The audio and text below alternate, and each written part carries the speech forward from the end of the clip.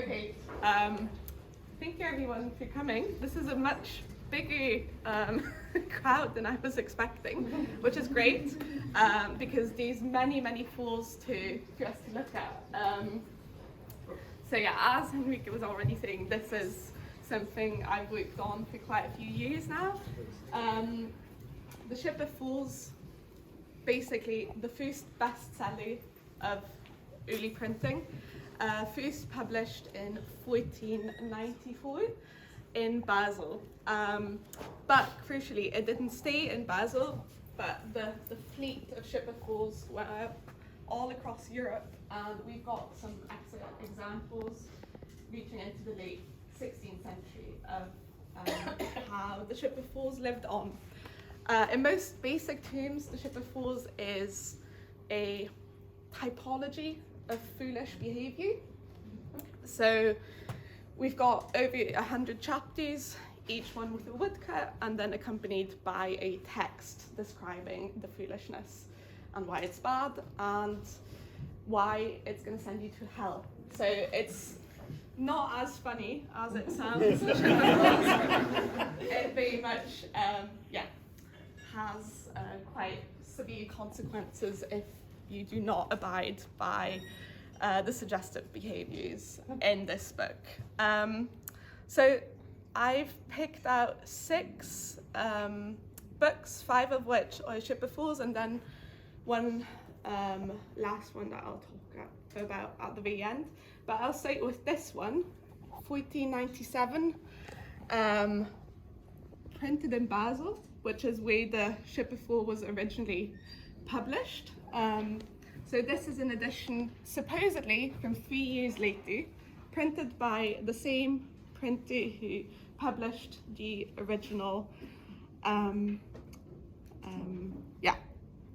version of the Ship of Fools. Only that is actually not true. This book might suggest that it was printed in Basel. It might suggest that it was printed by Johann Bergmann, who was the original printer, but it was actually printed in Nuremberg, so quite a way away. It takes about, I think, 6 hours on the train nowadays to get from Basel to Nuremberg. If you're lucky. If you're lucky, yes. I've done it many a times.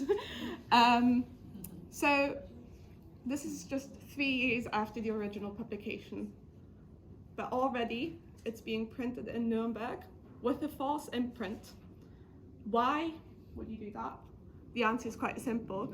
Basically, as soon as the first edition was published, it became extremely successful, and printers all around Europe picked it up and started printing it. And obviously, conceptions of copyright, which we are all very familiar with nowadays, did not exist in the same way. So Georg Stocks in Nuremberg freely reprinted this Ship of Fools. So afterwards, if you all want to come and have a closer look, you can see the nice title woodcut, which is a simplified version of the original woodcut. So this is obviously a smaller, cheaper version of the original first edition, but it shows very nicely a ship with fools, all marked by having a fool's cap. One of them is practically falling out of the ship, and that is the guiding metaphor of this text. The author of the Ship of Fools did not like the fact that people were reprinting his texts, which we can see in the second book that I've picked out. So this is the 3rd Basel edition, the 3rd authorized German edition of the Ship of Fools. And once again, we have a beautiful title woodcut.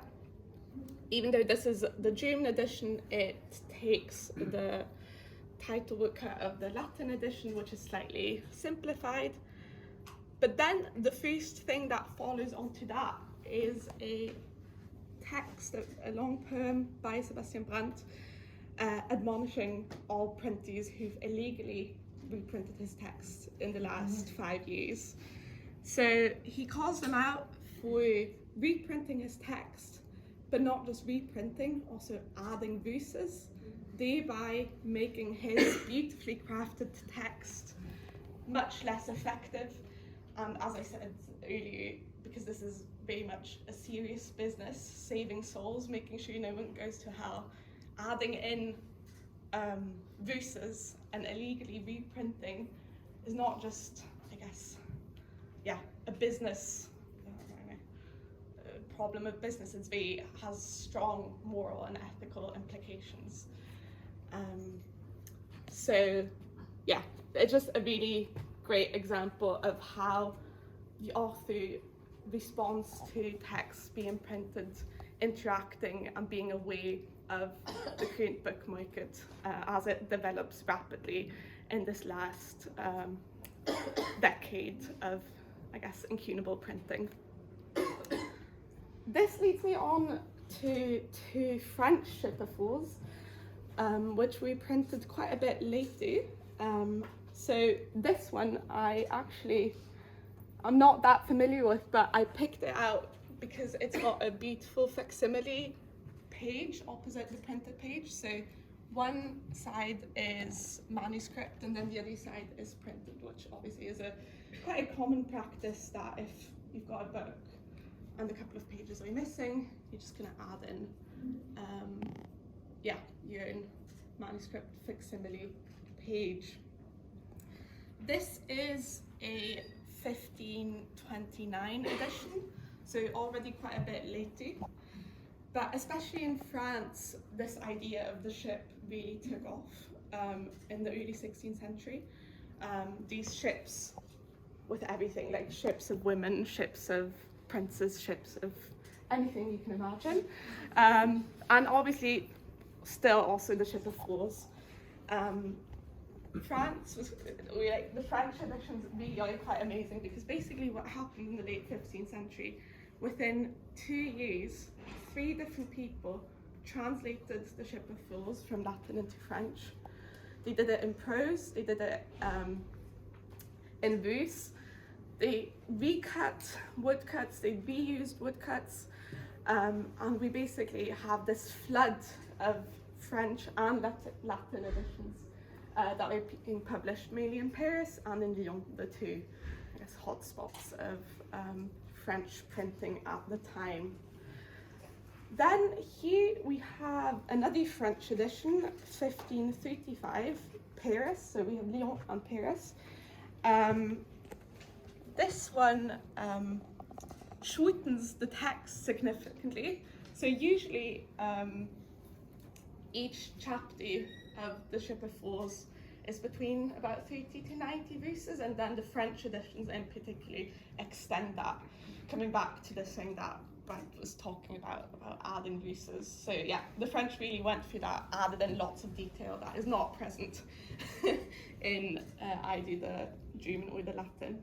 But then this French edition seems to get rid of most of that, and mainly woodcuts, and then 7 lines of text, so much reduced. Again, this is a really interesting opening because it's towards the end of the book, and this is one of the really programmatic woodcuts. So it shows a scholar, and then above him there's a crown, and then a fool's cap. And those really are the 2 options. Are you going to go down the route of wisdom, or are you going down the route of foolishness? And a crucial detail, that the scholar here very much looks like the author himself. So this is him possibly showing that now, as we get to the end of the book, he is very aware of this choice, and he is going to go down the route of wisdom. Later on, maybe we can do a page turn to the very beginning of the book, which shows the book fool, the fool who owns a lot of books but doesn't read them. Looking at all of you. So he just dusts them off, and that fool, once again, has some strong resemblance with the author. So yeah, we have a nice juxtaposition between the foolish author possibly at the beginning and then the wise fool at the end. Quickly moving on, we only have a couple of minutes left. This is a late English edition, so this is 1570. The English were very late on the Ship of Fools trend. So the first English editions were printed in 1509. One of them, so there were two in the same year. One of them is, as far as I remember, the first book printed by a Devon author. If anyone from Devon. But crucially, this is really interesting because it's one of the first bilingual editions. So this has both the Latin and then the English that follows. And then finally, to finish it all off, I brought this book about travelling foxes, which was not printed by, or not authored by the author of The Ship of Fools, but nevertheless, we find his name in this book, Sebastian Brant de Vulpe. This is a late 16th century German edition of the text of the travelling foxes, but it was first published in the 1520s in France. It's a completely unrelated text, but the printer of the text, knowing of the fame of Sebastian Brant, just added his name, which really angered the actual author of this text, as you might imagine, who then threatened to not continue working with the printer. But I just thought this was really interesting because, yeah, this is a German edition, much later, and yet it still includes that reference to Sebastian Brant. And I guess as we walk around, we can turn the page to a wonderful title woodcut of foxes. And then just one last thing, this is an amazing photo of the first edition of the Latin Ship of Fools that one of Henrika's students found in an Oxfam here in Oxford. Broad Street, in the bric-a-brac section for $5.99. Yes, which is much cheaper than any read book you'll find out there. So I guess, yeah, it just shows that read books, 15th, 16th century books, live on in many different shapes and forms, and sometimes you might just find them at Oxfam. So yeah, that's it. Yeah.